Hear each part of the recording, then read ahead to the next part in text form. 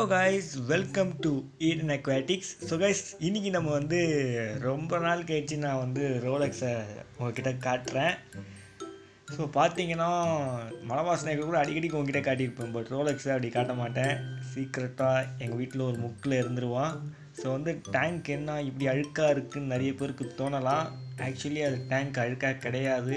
இஷ்டத்துக்கு brown algae உள்ளே வளர்ந்து கிடக்குது. ஸோ பார்த்தீங்கன்னா உங்களுக்கும் தெரியும், தரையிலெல்லாம் ப்ரௌன் ஆல்கே தான். ஸோ அது வேஸ்ட்டு கிடையாது.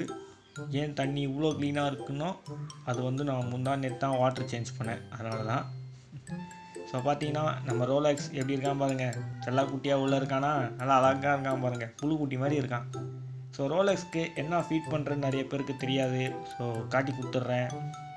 ஸோ கைஸ், ரோலெக்ஸ்க்கு இந்த பெல்லட் தான் ஃபீட் பண்ணிக்கிட்டு இருக்கேன். ஸோ இது ஒரு நார்மலான இந்த பேர் நினையாது, ஐயோ. ஸோ ஓகே, அது பேர் மறந்து போயிடுச்சு. அந்த பெல்லட் தான் நான் இப்போது ஃபீட் பண்ணிக்கிட்டு இருக்கேன். ஸோ இதுக்கும் ஒரு பெல்லட் வச்சுருந்தேன், ஃப்ளோரான் ஃபுட்டு. ஸோ அது காலி ஆயிடுச்சு. ஸோ இதை கொடுத்துட்டு தான் ஃபீட் பண்ணிக்கிட்டு இருக்கேன்.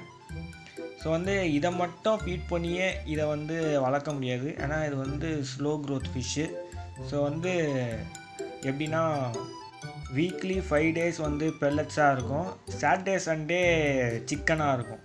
ஸோ அப்போ சிக்கன் சாப்பிடுவான். இப்போ பார்த்தீங்கன்னா அழகாக பெல்லட்டு சாப்பிட்ருவான். ஸோ அதுக்கே அப்படியே அடாப்ட் ஆகிடுச்சு.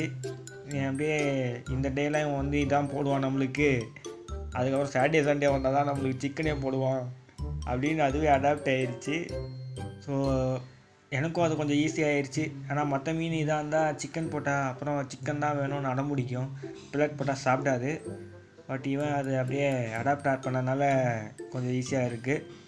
அதுக்கப்புறம் மீன் பார்த்திங்கன்னா ஒரு 6 inches இருக்குங்க. 6 to 6.5 inches இருக்க வாய்ப்பு இருக்குது.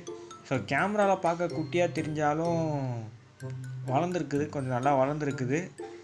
எப்படி அழகாக க்யூட்டாக சாப்பிடுது பாருங்கள். ஸோ இதுக்கெல்லாம் லைஃப் ஃபீட்லாம் அப்பப்போ போடுவேன். எப்படின்னா மாலி குட்டி போடும், அதில் ஏதாவது ஒரு 2-3 மாலி தூக்கி என்னோடய குட்டியை போடுவேன். அதை போட்டோடனே ஹண்ட் பண்ண மாட்டான். நம்ம மறுநாள் பார்க்கும்போது தான் குட்டி இருக்காது, அது நைட்டோட நைட்டாகவே மூழ்கி இருப்பான்னு நினைக்கிறேன். ஸோ பார்த்தீங்கன்னா எவ்வளோ அழகாக சாப்பிட்டுட்ருக்கான் பாருங்கள். ஸோ நல்லா பெருசாக இருக்குது. ஸோ இந்த ப்ரௌன் ஆல்கெல்லாம் க்ளீன் பண்ணோன்னா நம்ம டேங்க் க்ளீனர் வாங்கி போட்டால் கரெக்டாக இருக்கும். ஸோ டேங்க் க்ளீனர் எனக்கு எப்படி சொல்கிறது, அது பிடிக்காது எனக்கு. ஸோ டேங்கில் போட்டு அதுவும் வேஸ்ட்டை ப்ரொடியூஸ் பண்ணோம். ஸோ இதுக்கு வேறு இப்போது இன்னும் ஒரு 9 அப்படி இல்லை ஒரு 8 inches வந்துச்சுன்னா நான் கண்டிப்பாக டேங்கை சேஞ்ச் பண்ணி தான் ஆகணும். ஸோ அப்போ என்னோடய ஃப்ரெண்டுக்கிட்ட தான் கொடுக்க போகிறேன். ஸோ என்கிட்ட வீட்டில் இடம் இல்லை. ஸோ ரோலெக்ஸ் அவங்ககிட்ட கொடுத்துருவேன், அவன் பத்திரமா பார்த்துப்பான். ஸோ மலபார் ஸ்னேக்கர் கூட போடாமல் இருந்தால் சரி, போட்டானா நூடுல்ஸ் மாதிரி உறிஞ்சிருவாங்க. பட் எப்படின்னா குண்டா இல்லை, பட் ஒல்லியாக நீட்டமாக இருக்கான், ஈல் மாதிரி. ஆனால் நல்லா இருக்கான் பார்க்க. ஸோ போர்வெல் வாட்டர் தான் யூஸ் பண்ணுறேன். போர்வெல் வாட்டரில் இந்த மீன் சர்வே ஆகும். டிடிஎஸ் என்னோடய வீட்டில் பார்த்தீங்கன்னா கிட்டத்தட்ட 1100 இருக்குது.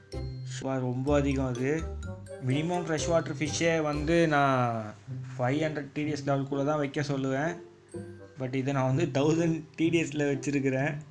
ஸோ இந்த மீன் க்ரோத்தும் இதனால தான் அடிப்படுதுன்னு நினைக்கிறேன். ஸோ ரொம்ப ஸ்லோவாக க்ரோ ஆகிறதுக்கு இது ஒரு ரீசனாக இருக்கலாம், டிடிஎஸ் லெவல் அதிகமாக இருக்கிறது. ஸோ அதனால் வாட்டரில் டிடிஎஸ் லெவல் ரொம்ப முக்கியம் காய்ஸ்.